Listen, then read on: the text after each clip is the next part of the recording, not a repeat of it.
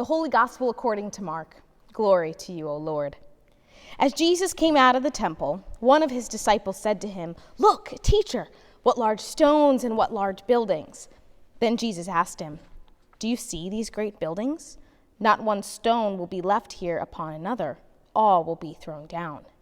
When he was sitting on the Mountain of Olives opposite the temple, Peter, James, John, and Andrew asked him privately, "Tell us, when will this be? And what will be the sign that all these things are about to be accomplished?" Then Jesus began to say to them, "Beware that no one leads you astray. Many will come in my name and say, 'I am he,' and they will lead many astray. When you hear of wars and rumors of wars, do not be alarmed. This must take place, but the end is still to come. For nation will rise against nation, and kingdom against kingdom. There will be earthquakes in various places. There will be famines. This is but the beginning of the birth pangs." The Gospel of the Lord. Praise to you, O Christ. Would you please pray with me? May the words of my mouth and the meditations on all of our hearts be pleasing to you, O God. Amen. What large stones and what large buildings. This is almost exactly what I said when I first stepped into Jerusalem in 2017. Except, you can probably tell on my face, it was more like, whoa, this stone is as big as me. I marveled at the fact that these were built by human hands and were still standing. My tiny feet were walking where Jesus and the disciples once walked. And here in this picture, we stood at the Western Wall, also known as the Wailing Wall, which is a place of prayer, pilgrimage, sacred to Jewish people. It is the only remains of the retaining wall surrounding the Temple Mount.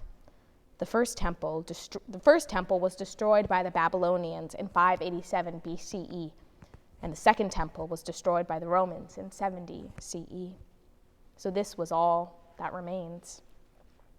Tradition has it that those who visit the wall slip pieces of paper into the cracks with prayers. This structure still dazzled us visitors, and when we were able to make our own way to a portion of the wall, we said our prayers too. But the weird thing was, when I got to the wall and I touched the stones, I had nothing to say. My mind was blank. Surely there was something to pray for. Here I was in the midst of the Holy Land, the land most fought over and disputed for centuries. Here I was in the place where I had seen homelessness and immense poverty. We had seen segregation at its finest, and hatred was separating people. We had seen how religious crusades wreaked havoc that could not be repaired. And here I was, standing on a wall that I had seen so much, a wall that had been touched by millions of travelers, all crying out to God. And yet, the walls did not speak to me. What I saw was architectural marvels and stunning sights. We were dazzled by the majesty surrounding us. And here is a picture of a diorama of what the Temple Mount looked like, what the disciples would have been seeing. And so in recalling this story, I am reminded of Jesus asking the disciples in our text today, "Do you see these great buildings?" Well, yeah, Jesus, aren't we seeing exactly what you're seeing? And the answer is no. We're not seeing the same thing at all. What the disciples see is an architectural marvel, yes, but it's also the biggest, boldest, and most unshakable symbol of God's presence they are capable of imagining. For those massive stones hold religious memory. They are a colonized people's identity. They are a faithful symbol of spiritual joy, pride, glory, and worthiness. It takes the disciples' breath away as he gazes at the temple in all its glory and religious certainty. It is the place where God is known, God is present, God is on display in those glittering stones on display to the world. That's what the disciple sees. And quite honestly, When I was on my own trip in Jerusalem, at times it felt as if that's all I saw too. The certainty that God was there in these rocks and these churches and these walls. People wept as they touched the sights before them. This is where God is on display to the world. But what does Jesus see? He sees ruins, rubble, destruction, fragility, not permanence, loss, not glory, change, not stasis. Not one stone will be left here upon another, Jesus tells the disciple. All will be thrown down. Now, this passage from Mark's gospel is often described as apocalyptic.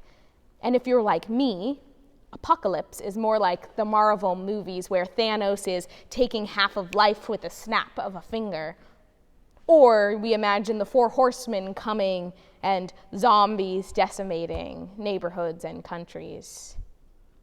But in fact, apocalypse means something quite different. An apocalypse is an unveiling, an uncovering, a disclosure of something secret and hidden. To experience an apocalypse is to experience fresh sight, honest disclosure, accurate revelation. It is to apprehend reality as we've never apprehended it before.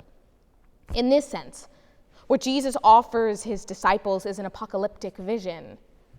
He invites them to look beyond the grandeur of the temple and recognize that God will not suffer domestication. The temple is not the epicenter of God's salvific work. God is not bound by mortar and stone. God exceeds every edifice, every institution, every mission statement, every strategic plan, every symbol human beings create in God's name. In her sermon collection, God and Pain, Barbara Brown argues that disillusionment is essential to Christian life. Quote, disillusionment is literally the loss of an illusion about ourselves, about the world, about God. And while it is almost always a painful thing, it is never a bad thing to lose the lies we have mistaken for the truth. End quote. So as I envision myself in the disciples' place, listening as Jesus pops my spiritual bubbles, these questions come to mind. Am I willing to sit with the fact that things fall apart? Things I love, things I built, things I cried and prayed and strived for. Can I embrace a journey of faith that includes rubble, ruin, and failure? Can you? Can we as a church? Can we admit that we have conjured up idols and imposter gods because we fear the mystery of who God really is? Can we admit that we serve them and marvel at the stones that we've created? The walls that we've put up? Can we dare to see what Jesus sees? To see the things that are getting uncovered? The thing I love about Jesus is he doesn't just tear down the walls and abandon us. Jesus teaches us what to do and how to love when the walls come tumbling down. Don't be alarmed, he says. Don't give in to resentment, fear, and hatred. Don't give in to terror. Don't give in to despair. Don't capitalize on chaos. God calls us to make peace and hope and cultivate patience and incarnate love as the world reels and changes. For me, this is the greatest challenge of the gospel. Not simply to bear the apocalypse, but to bear it well. To bear it with the radical self-sacrificial love that Jesus models on the cross. We have so much to lament right now, so much to be numb about. And maybe that's why I had nothing to say when I touched the Wailing Wall. I had grown numb and out of words. I had limited God to doing work that only I could fathom, majesty only I could conjure up according to my limits. And it is in the times when we have no words that we remember that Jesus has already given us the words. And so I said the only thing that came to mind. Our Father, who art in heaven, hallowed be thy name. Thy kingdom come, thy will be done, on earth as it is in heaven. Give us this day our daily bread, and forgive us our trespasses, as we forgive those who trespass against us. And lead us not into temptation, but deliver us from evil. For thine is the kingdom, and the power, and the glory, forever and ever. Amen.